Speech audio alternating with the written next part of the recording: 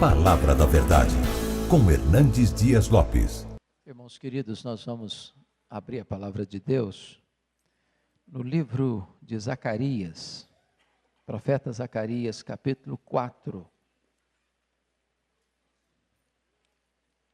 Profeta Zacarias, capítulo 4, versículo 6.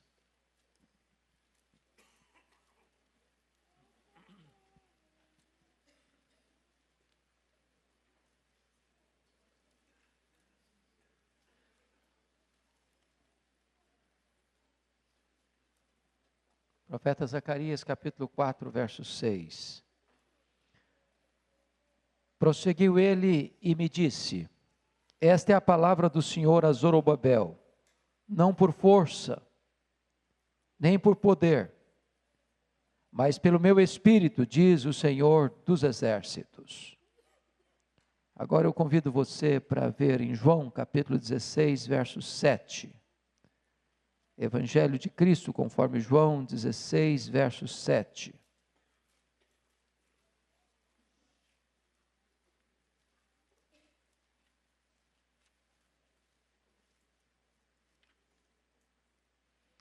Mas eu vos digo a verdade, convém-vos que eu vá, porque se eu não for, o Consolador não virá para vós outros. Se porém eu for, eu vou-lo enviarei.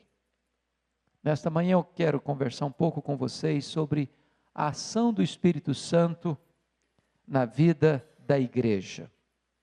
Não vai ser um sermão expositivo, como via de regra nós fazemos, mas eu quero focar este assunto: a ação do Espírito Santo na vida da igreja. Esse texto de João nos informa que Jesus Cristo subiu e o Espírito Santo desceu. E desceu para estar para sempre com a igreja. Porque dentro do propósito divino, com respeito à nossa salvação, Deus a planejou. Jesus Cristo a executou. E o Espírito Santo a aplicou. A Trindade está envolvida. Mas hoje eu gostaria de destacar a obra do Espírito Santo.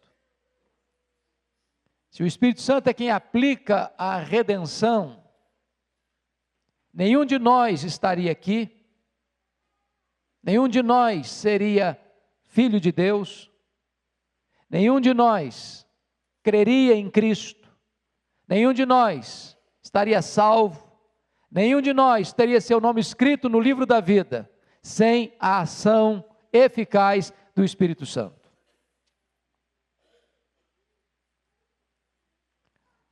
O que eu gostaria de hoje focar é que, dentre a Trindade, o Pai, o Filho e o Espírito Santo, parece-nos que, ao longo da história, a pessoa e a obra do Espírito Santo não têm recebido a mesma ênfase que deveria ter recebido ao longo dos séculos.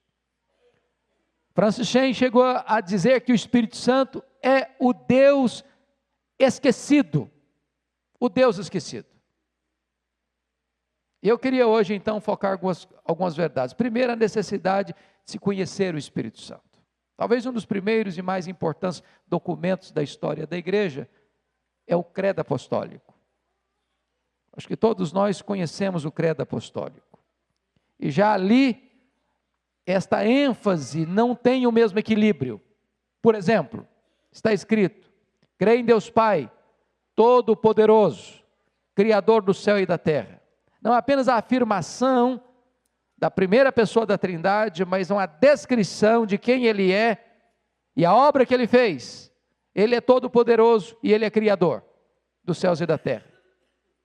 Quando vai se falar da segunda pessoa da Trindade, há mais detalhamento. Creio em Jesus Cristo, seu único Filho, nosso Senhor, qual foi concebido por obra do Espírito Santo, nasceu da Virgem Maria, padeceu sob o poder de Pôncio Pilatos, foi crucificado, morto e sepultado, desceu ao Hades, ressurgiu dos mortos ao terceiro dia, subiu ao céu, está assentado à mão direita de Deus Pai Todo-Poderoso, de onde há de vir para julgar os vivos e os mortos. A declaração na sua pessoa e uma descrição detalhada da sua obra. Mas quando o credo vai se referir à terceira pessoa da Trindade, está escrito: creio no Espírito Santo. Não há sequer uma palavra sobre a obra do Espírito Santo. O credo não errou no que afirmou. Está correto. Mas talvez faltou ao credo a mesma ênfase que se deu à primeira pessoa e à segunda pessoa da Trindade. Uma descrição da obra do Espírito Santo. Se você parar para examinar a história da igreja, parece-nos que durante os períodos pais da igreja e durante todo o período da Idade Média, e eu estou falando com isso em praticamente 1500 anos, nenhuma obra de fôlego foi escrita sobre a pessoa e a obra do Espírito Santo. Escreveu-se, mas não com tamanha ênfase.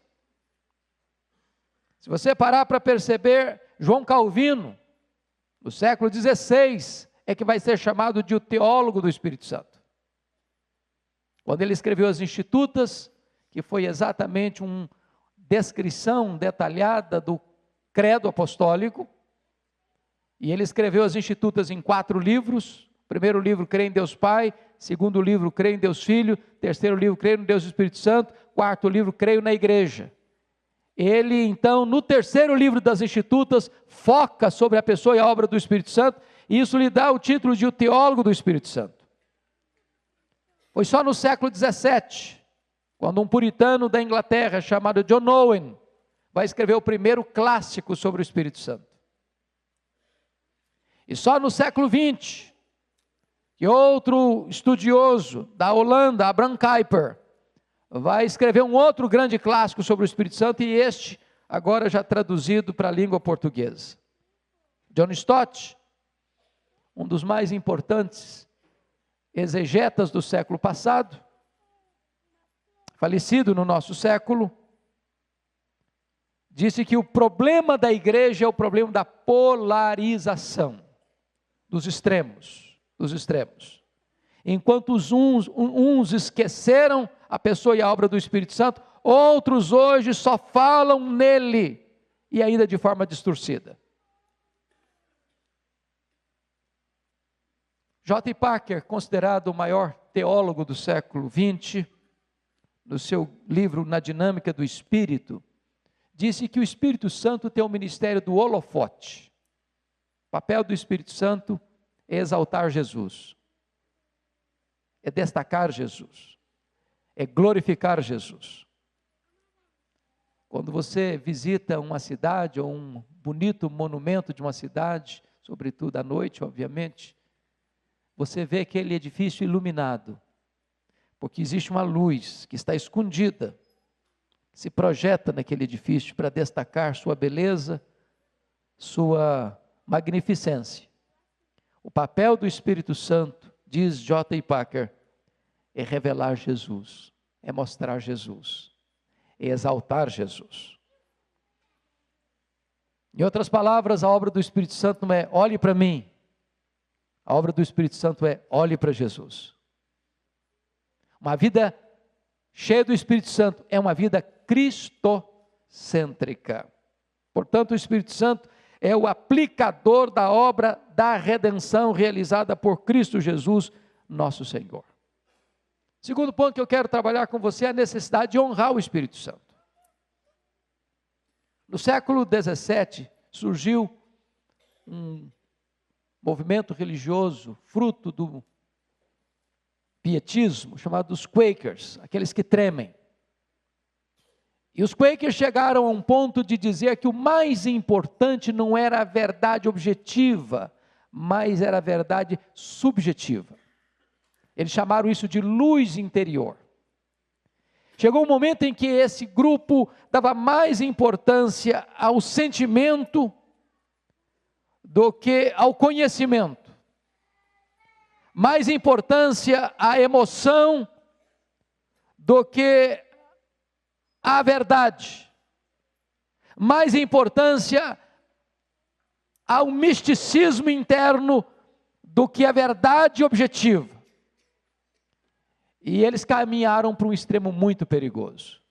Muito perigoso.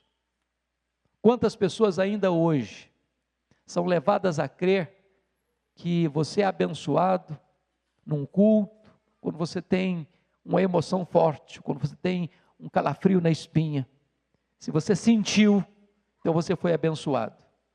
Quando na verdade não tem nada a ver, não tem nenhum problema com o sentir. Mas o sentir precisa ser resultado do entender.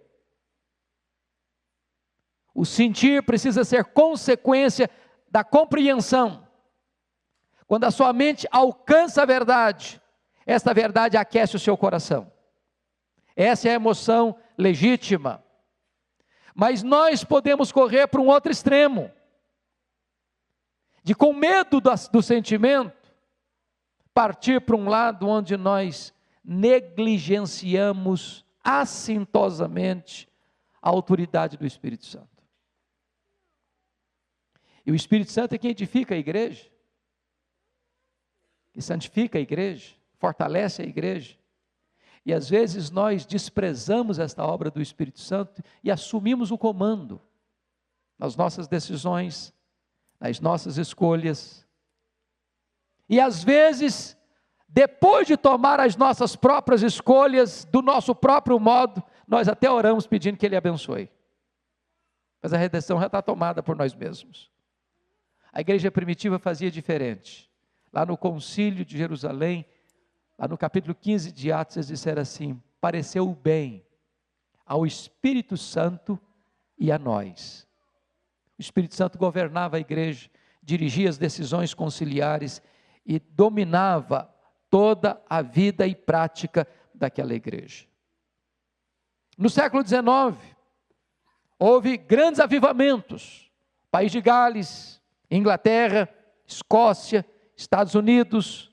E as pessoas eram sensíveis e obedientes ao Espírito Santo nesse tempo. Logo depois, a igreja, talvez para corrigir alguns excessos desse período de avivamento, adotou uma outra ideia.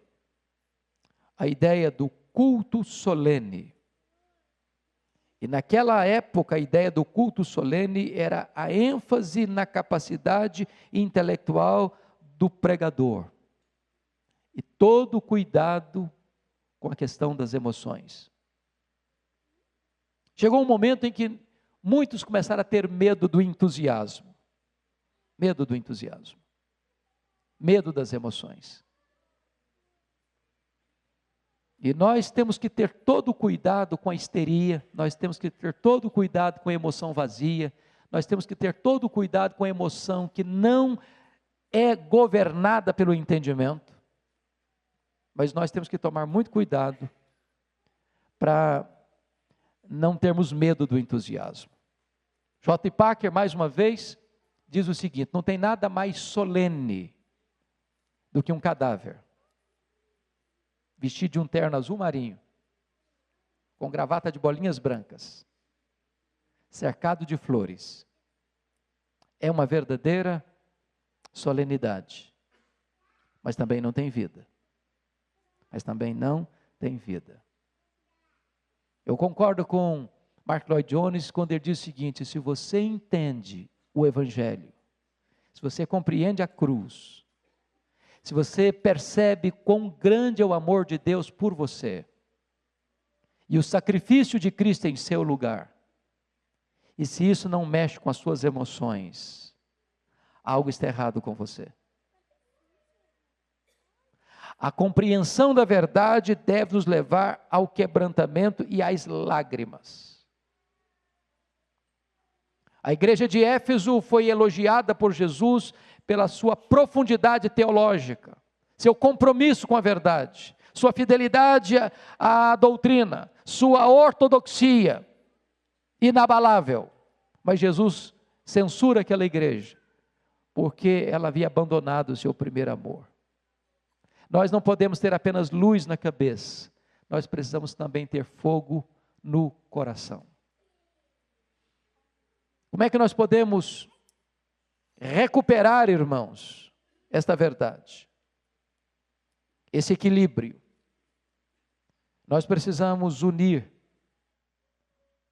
continuar mantendo unido o que Deus sempre manteve unido: teologia e vida, credo e conduta, ortodoxia e piedade, palavra e poder. O bastão ou o bordão na mão do Giazi não tem poder. O problema não é o bordão, o problema é quem carrega o bordão. Então eu queria hoje finalizar falando da necessidade de conhecer a obra do Espírito Santo. Primeiro, é o Espírito Santo quem nos convence de pecado.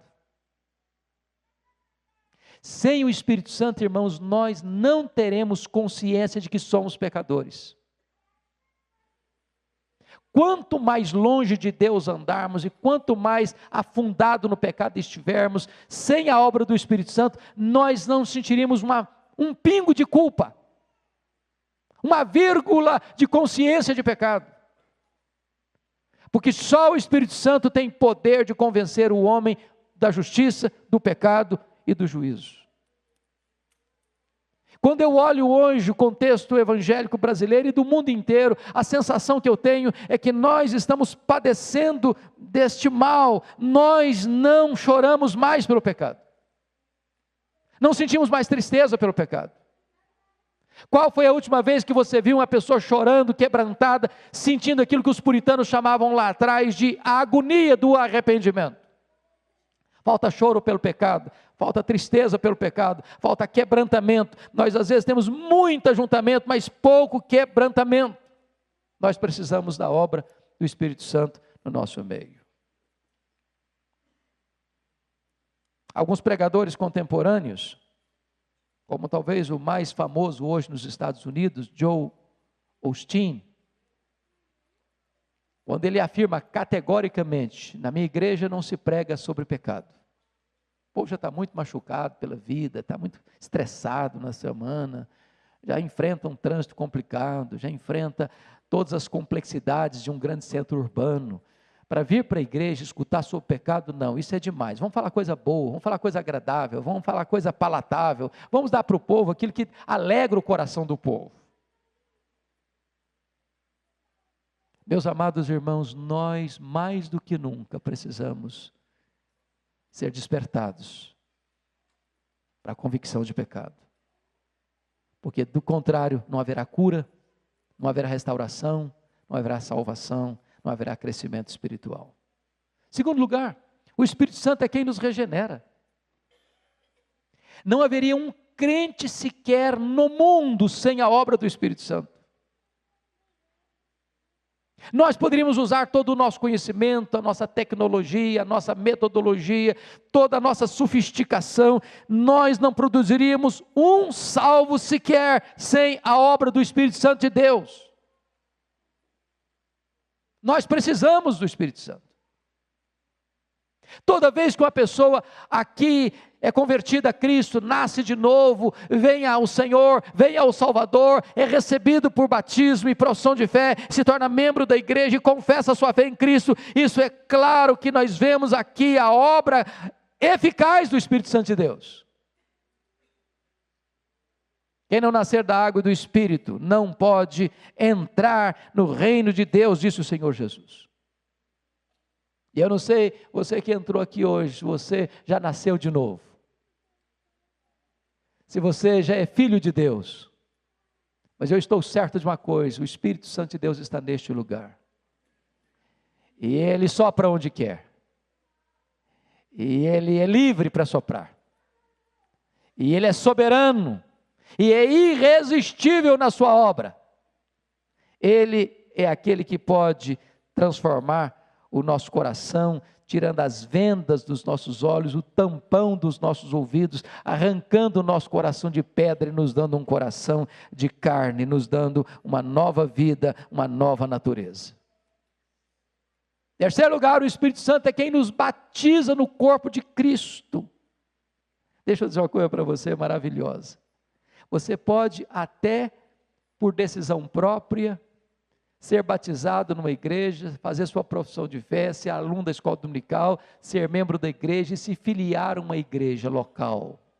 denominacional, mas só o Espírito Santo pode introduzir você na verdadeira igreja, corpo de Cristo, família de Deus, rebanho do Senhor Jesus Cristo. Nem o pastor Arival, nem eu, nem os presbíteros, nem nenhum pastor, nem nenhum missionário, nem nenhum evangelista, nem nenhuma pessoa neste mundo tem competência e autoridade de introduzir você no corpo de Cristo. Só o Espírito Santo pode batizar aquele que crê no corpo de Cristo. Isso é função dele, isso é competência dele, isso é obra exclusiva dele. Quarto lugar, o Espírito Santo é quem transforma você em habitação de Deus. Isso é maravilhoso. A Bíblia diz que nem os céus dos céus podem conter Deus. Ele é transcendente, Ele é maior que o universo, magnífico e majestoso que Ele criou. Mas agora o Espírito Santo transforma você em habitação de Deus, em santuário de Deus, em morada do Altíssimo. E agora você se transforma na grande obra de Deus, para ser habitação do grande Deus da obra. Você é morada de Deus, você é santuário do Espírito Santo.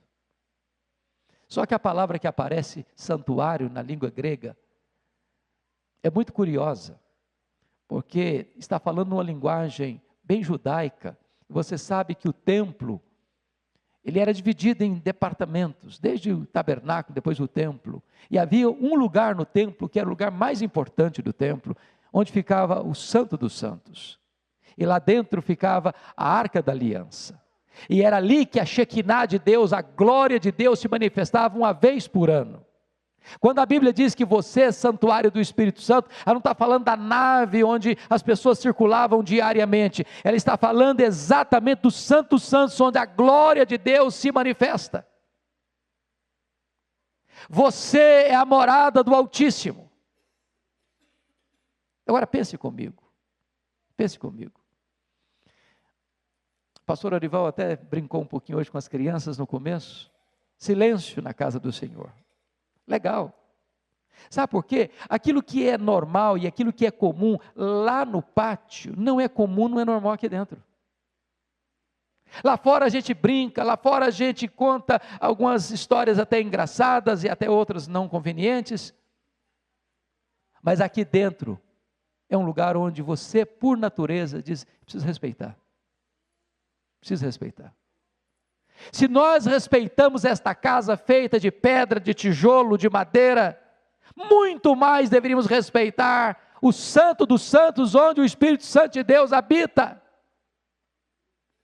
Nós não podemos olhar determinadas coisas, nós não podemos ver determinadas coisas, nós não podemos ouvir determinadas coisas, nós não podemos ir a determinados lugares, nós não podemos botar nossa mão em determinadas situações, porque nós somos o santuário de Deus. E a Bíblia diz, aquele que destruiu o santuário de Deus, Deus o destruirá. Mas o Espírito Santo, em quinto lugar, é aquele que nos garante a vida eterna, porque a Bíblia diz que ele é o selo da nossa redenção. E essa ideia de selo tem três características. Primeiro, selo fala de propriedade. Quando o Espírito Santo selou você, o Espírito Santo está dizendo o seguinte: você é propriedade exclusiva de Deus. Você não pertence a Deus e mais a outra alguém, você é só de Deus. E Deus tem ciúmes, Deus tem zelo, Deus não reparte você com mais ninguém, você é dele, exclusivamente dele e só dele. Segundo, selo fala não apenas de propriedade, mas de genuinidade. Significa que você não é obra espúria, contaminada, misturada. Você é obra exclusiva do Espírito Santo de Deus. Deus fez uma obra não apenas completa, mas genuína em você. Terceiro lugar, quando fala de selo, fala de inviolabilidade. Romper um selo, quebrar um selo, violar um selo é um crime. Isso significa que Deus salvou você, que o Espírito Santo selou você, e que esta obra que Jesus fez em você, que o Espírito Santo operou em você, é uma obra perfeita e inviolável. Ninguém agora pode arrancar você das mãos de Jesus Cristo. Sua salvação está garantida. Paulo chega a dizer que o Espírito Santo nos foi dado também como penhor. A palavra penhor é muito bonita. A palavra penhor significa anel de noivado. Naquela época o noivado tinha uma cultura muito mais forte do que hoje. Só se rompia, por exemplo, um noivado por meio do divórcio. Era feito diante de testemunhas. Era um contrato legal. Deus não é homem para mentir. Quando você creu no Senhor Jesus, o Espírito Santo foi dado a você como anel de noivado. Deus está dizendo o seguinte: fique seguro, fique certo disso. Aquilo que eu comecei a fazer em você, essa boa obra, eu vou completá-la até o dia de Cristo Jesus. Eu vou voltar para você, e eu vou remir você por completo, eu vou levar você para a glória, vou dar para você um corpo de glória semelhante ao corpo da glória do meu Filho, e eu estou comprometendo, e eu estou empenhando a minha palavra, eu estou empenhando a minha honra, que eu não vou deixar você no meio do caminho, que eu não vou largar você no meio da estrada, que eu não vou interromper minha obra na sua vida, eu vou completar essa obra até o final, e vou levar você para a glória. Sexto lugar, irmãos, o Espírito Santo é aquele que nos santifica e produz em nós o fruto do Espírito Santo. Deixa eu dizer uma coisa importante aqui. Na justificação, Deus diz que você está livre da condenação do pecado, e é um ato que não se repete.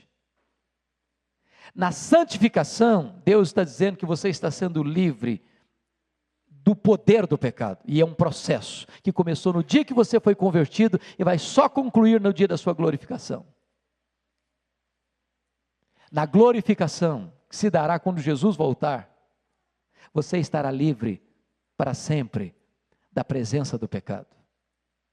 Mas agora, Deus está trabalhando em você, transformando você de glória em glória na imagem de Cristo, transformando você, transformando os seus gestos, as suas palavras, os seus sentimentos, as suas atitudes, as suas ações. Deus está esculpindo em você, pela obra do Espírito Santo, a beleza de Jesus Cristo, o seu Filho.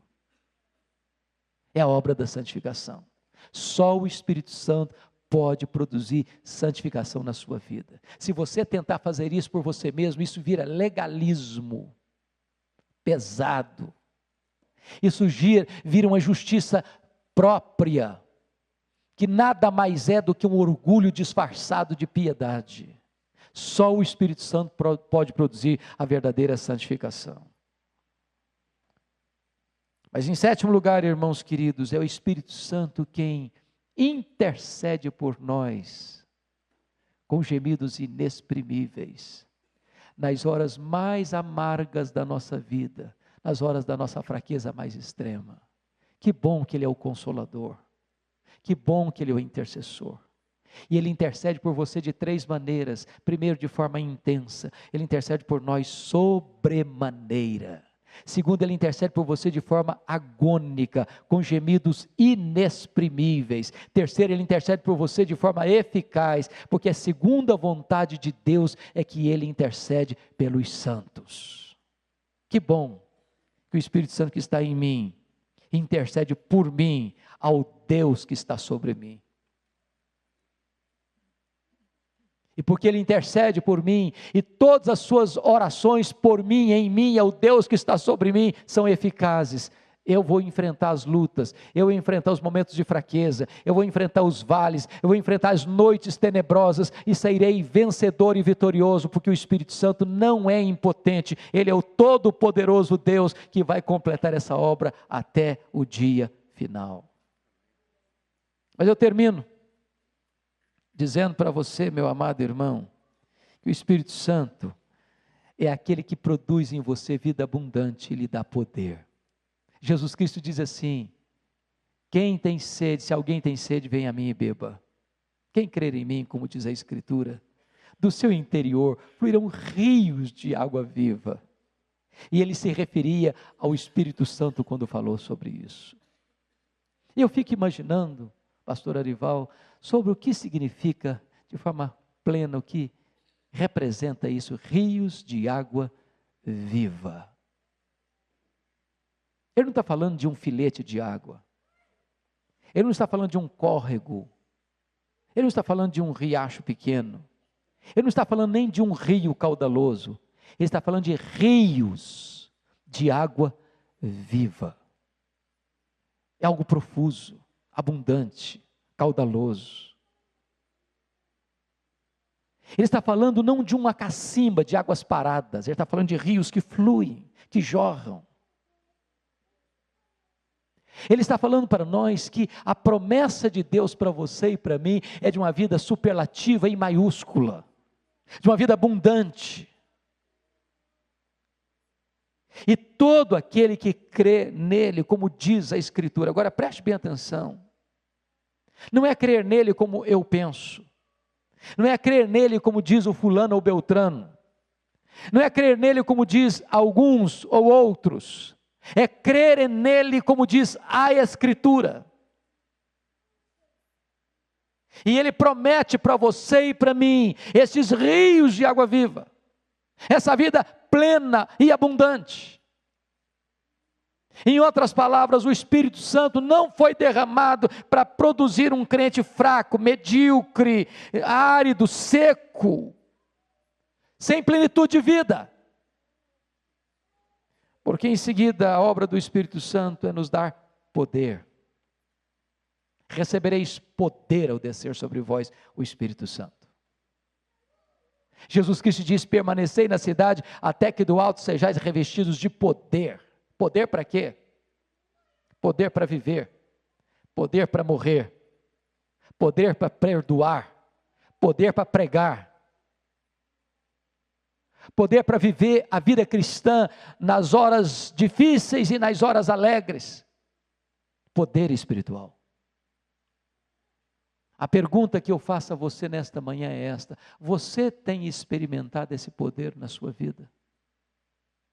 Você tem percebido esses rios de água viva fluindo do seu interior? Eu queria concluir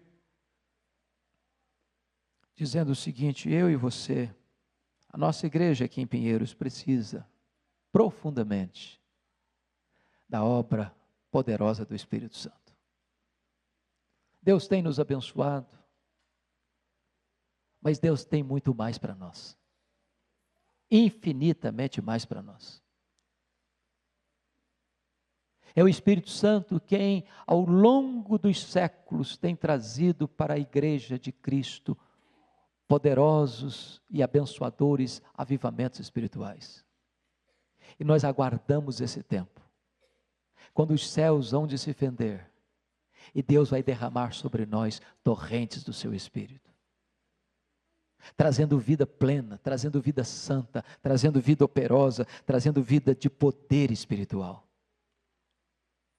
Eu não gostaria de viver o resto dos dias da minha vida apenas ouvindo falar. Eu gostaria também de experimentar o que Deus fez lá atrás, em tantos lugares, em tantos tempos diferentes, nos nossos dias. Como na oração feita um dia lá em Quacisabanto, uma menina orou e disse: Senhor, Tu fizeste coisas lindas no passado, Tu derramaste o Teu Espírito em tantos lugares, tantas vezes, faz de novo, Senhor, faz de novo, faz de novo. Que atitude você e eu vamos tomar? 3 atitudes, eu penso. Primeiro, não entristeça o Espírito Santo. Ele é uma pessoa, Ele é Deus, Ele está em você. Não o entristeça, não o entristeça. Segunda atitude, não apague o Espírito. O Espírito é como uma chama em você, e você apaga uma chama tirando o combustível. Você apaga uma chama jogando entulho em cima dela. Não apague o Espírito. Terceira atitude, seja cheio do Espírito Santo. Enchei-vos do Espírito. Isso é uma ordem de Deus. Isso é uma ordem contínua de Deus. Você não produz essa plenitude, você recebe essa plenitude. Enchei-vos do Espírito Santo. Curva sua fronte, querido. Eu quero orar com você. Quero colocar a sua vida diante de Deus. E eu gostaria que você estudasse a Escritura para conhecer a pessoa do Espírito Santo. Que você lesse obras boas, bíblicas, consistentes, sobre a pessoa e a obra do Espírito Santo. Eu gostaria que você orasse por isso. Você que um dia foi regenerado pelo Espírito. Você que um dia foi selado pelo Espírito. Você que um dia foi batizado no corpo de Cristo pelo Espírito. Você que é hoje habitado pelo Espírito. Você que está sendo santificado pelo Espírito. Você que tem o Espírito Santo como intercessor dentro de você. Você que recebe do Espírito Santo dons espirituais e produz o fruto do Espírito. Você que agora pode experimentar rios de água viva fluindo do seu interior. Você que pode ser revestido com o poder do Espírito Santo. Não incorra naquele erro. O Espírito Santo, Deus, está sendo esquecido. Ame o Espírito Santo. Obedeça o Espírito Santo. Honre o Espírito Santo. Ande no Espírito Santo. Viva no Espírito Santo. Seja cheio do Espírito Santo. Produza o fruto do Espírito Santo. Experimente o poder do Espírito Santo. Ah, Senhor Deus,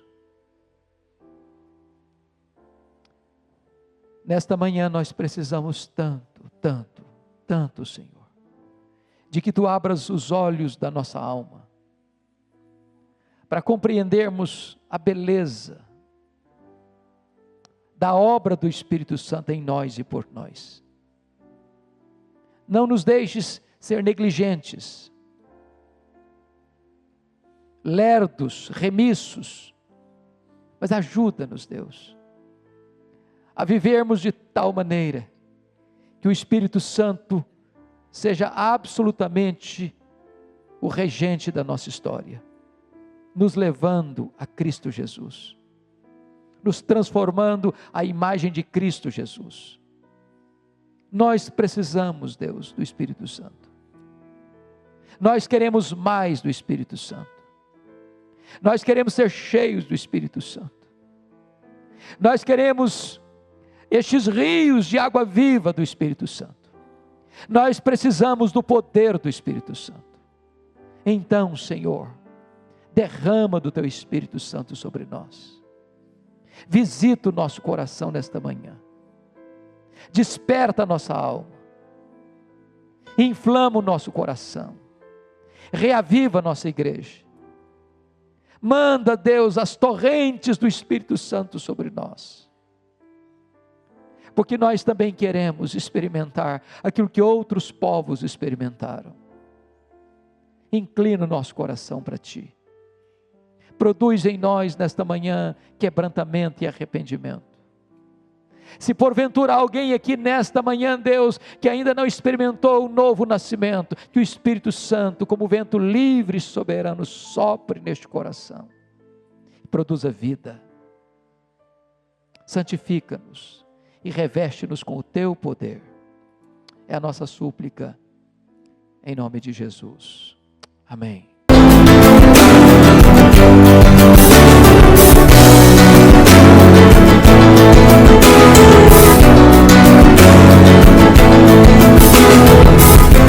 Palavra da Verdade, com Hernandes Dias Lopes.